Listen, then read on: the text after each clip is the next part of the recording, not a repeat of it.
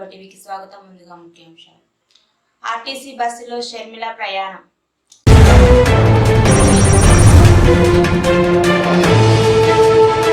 కర్ణాటకలో పూజారులకు ప్రభుత్వం షాక్. 10 ఏళ్లుగా తీసుకున్న జీతం తిరిగి ఇవ్వాలని నోటీస్.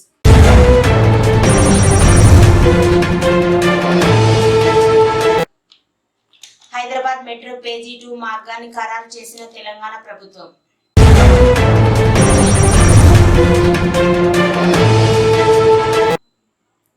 మంత్రి కోమటిరెడ్డిని కలిసిన మాజీ ఎమ్మెల్యే ప్రతాప్ రెడ్డి.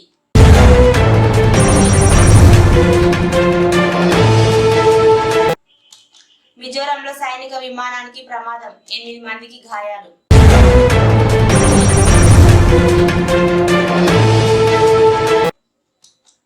విద్యార్థులతో ముఖాముఖిలో ఎంపీపీ విజయ్ కుమార్.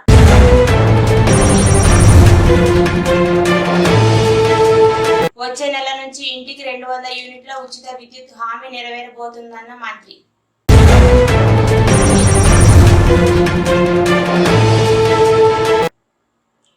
₹1,50,000 ఎల్ఓసి లెటర్ను అందజేసిన ఎమ్మెల్యే బండ్ల కృష్ణమోహన్ రెడ్డి.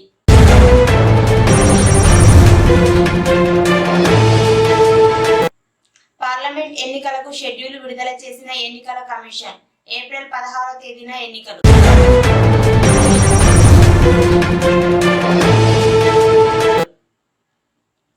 6 గ్యారెంటీలు అమలు చేసే దిశగా అడుగులు వేస్తున్నాం, శ్రీధర్ బాబు.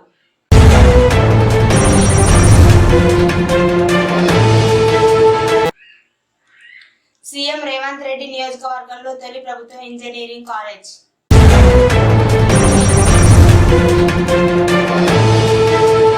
నిన్న అయోధ్యలో జరిగిన రాముల వారి విగ్రహ ప్రతిష్టపై కాంగ్రెస్ పార్టీ ఎందుకంత వివక్ష చూపుతుంది అని డీకే బంగ్లాలో ఏర్పాటు చేసిన విలేకరుల సమావేశంలో జిల్లా అధ్యక్షులు రామచందర్ రెడ్డి విమర్శించారు.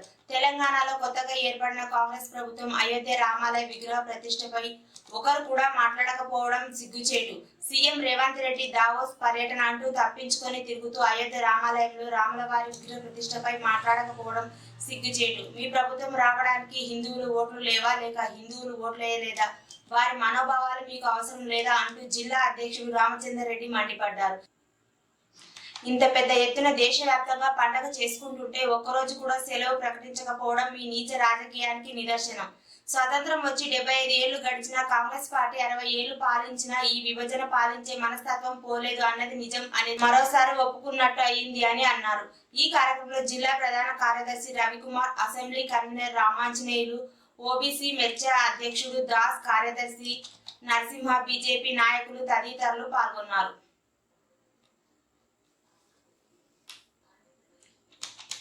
వైవి సుబ్బారెడ్డికి వైఎస్ షర్మిల సవాల్ విసిరారు. ఏపీలో వైసీపీ చేసిన అభివృద్ధి ఏంటో చెప్పాలని డిమాండ్ చేశారు. వైసీపీ చేసిన అభివృద్ధిపై చర్చకు సిద్ధమా అంటూ సుబ్బారెడ్డికి షర్మిల సవాల్ చేశారు. డేట్ టైం సవాల్ చెప్పినా సరే, నన్ను చెప్పమన్నా సరే వస్తా అంటూ సవాల్ చేశారు. రాష్ట్రంలో వైసీపీ చేసిన అభివృద్ధి ఏంటో చూపించాలని షర్మిల డిమాండ్ చేశారు. శ్రీకాకుళం జిల్లాలో పర్యటిస్తున్న షర్మిల కంచిలి దగ్గర ఆర్టీసీ బస్ ఎక్కారు. బస్సులో ప్రయాణికులతో ముచ్చటించారు. అమ్మ ఒడి అందుతుందా లేదా అని ప్రయాణికులను అడిగి తెలుసుకున్నారు. పలువురు మహిళలు ఇళ్ల స్థలాలు అందాయా లేదా అని కూడా అడిగి తెలుసుకున్నారు. కర్ణాటకలోని ఆలయ పూజారులకు ప్రభుత్వం షాక్ ఇచ్చింది. ప్రభుత్వంలో ఆలయంలో పూజలు చేసే అర్చకులు 10 ఏళ్లుగా తీసుకున్న వేతనాన్ని తిరిగి ఇవ్వాలని అర్చకులందరికీ ప్రభుత్వం నోటీసులు జారీ చేసింది. కన్నడ పండితుడు, ప్రముఖ పూజారి హిరే మంగళూరు కన్నన్ సహా పలువురికి నోటీసులు జారీ చేశారు. చిన్ మంగళూరు జిల్లా యంత్రాంగం పే ఫ్రీజ్ నోటీసులు జారీ చేసింది. వీరు పూజలు చేస్తున్న ఆలయంలోకి ఆదాయం తగ్గింది, కానీ ప్రభుత్వం ద్వారా ఎక్కువ జీతం తీసుకుంటున్నారు కనుక 10 సంవత్సరాలుగా తీసుకున్న జీతాన్ని తిరిగి ప్రభుత్వానికి ఇవ్వాలని సిద్దిరామప్ప సర్కార్ డిమాండ్ చేసింది.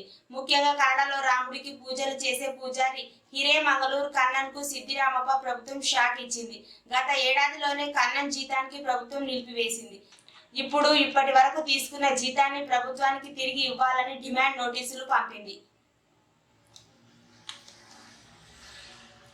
హైదరాబాద్ మెట్రో పేజీ 2 మార్గాన్ని ఖరారు చేసిన తెలంగాణ ప్రభుత్వం. ఎంజీబీఎస్ నుంచి ఫలక్నామా వరకు 5.5 కిలోమీటర్ల మేర రూట్, ఫలక్నామా నుంచి చంద్రయాన్ గుట్ట వరకు 1.5 కిలోమీటర్ల మెట్రో నిర్మాణం, నాగోల్ నుంచి ఎల్బీ నగర్ వరకు మెట్రో పొడిగింపు, ఎల్బీ నగర్ నుంచి చంద్రయాన్ గుట్ట మైలగిరి దేవపల్లి శంషాబాద్ వరకు 29 కిలోమీటర్ల మేర మెట్రో నిర్మాణం. తెలంగాణ రాష్ట్ర మంత్రి కోమటిరెడ్డి వెంకటరెడ్డి షాద్ నగర్ మాజీ ఎమ్మెల్యే చౌలపల్లి ప్రతాప్ రెడ్డి మర్యాదపూర్వకంగా కలుసుకున్నారు. మంగళవారం ఆయన స్వగ్రామంలో మాజీ ఎమ్మెల్యే ప్రతాప్ రెడ్డి కలుసుకొని కాసేపు మాట్లాడారు. ప్రస్తుత రాజకీయ అంశాలు, భవిష్యత్తు కార్యాచరణ ప్రణాళిక, నియోజకవర్గంలో కాంగ్రెస్ పార్టీ గెలుపుకు కృషి చేసిన తీరు గురించి మంత్రి కోమటిరెడ్డి వెంకటరెడ్డిని అడిగి తెలుసుకున్నారు. భవిష్యత్తులో మంచి గుర్తింపు ఉంటుందని, ముఖ్యమంత్రి రేవంత్ రెడ్డి అందరికీ తగిన గుర్తింపు ఇస్తారని మంత్రి తెలిపారు. ఈ సందర్భంగా నూతనంగా ఏర్పాటైన ప్రభుత్వానికి మంత్రికి ప్రతాప్ రెడ్డి శుభాకాంక్షలు తెలిపారు. మిజోరం రాజధాని ఐజ్వాల్ లోని లెగ్పూయ్ ఎయిర్పోర్ట్ లో మంగళవారం ఉదయం 10:19 ప్రమాదం చోటు చేసుకుంది. మయన్మార్ నుంచి వచ్చిన సైనిక విమానం ల్యాండింగ్ సమయంలో అదుపు తప్పి రన్వే పై స్కిడ్ అయింది. ఈ ఘటనలో 8 మంది మయన్మార్ సిబ్బంది గాయపడ్డారు. బాధితుల సంఖ్య మరింత పెరిగే అవకాశం ఉంది. కొన్నాళ్ల క్రితం సరిహద్దులు దాటి భారత్ లోకి చొరబడి తమ దేశ సైనికులను వెనక్కి తీసుకెళ్లేందుకు ఈ విమానం వచ్చింది. ప్రమాదం జరిగినప్పుడు విమానంలో 13 మంది సిబ్బంది ఉన్నట్లు సమాచారం. భారత్ లోని చొరబడిన మయన్మార్ సైనికులను కేంద్ర ప్రభుత్వం తిరిగి వారి దేశానికి పంపిస్తున్న విషయం తెలిసిందే. జనసేన క్రియాశీలక సభ్యత్వం 5 లక్షల బీమా పత్రాల పంపిణీ కార్యక్రమంలో హాజరైన municipal chairman, vice chairman Keshavulu, vice chairman Kotesh కి బొకేతో ఘనంగా స్వాగతం పలికిన జిల్లా మెగా ఫ్యాన్.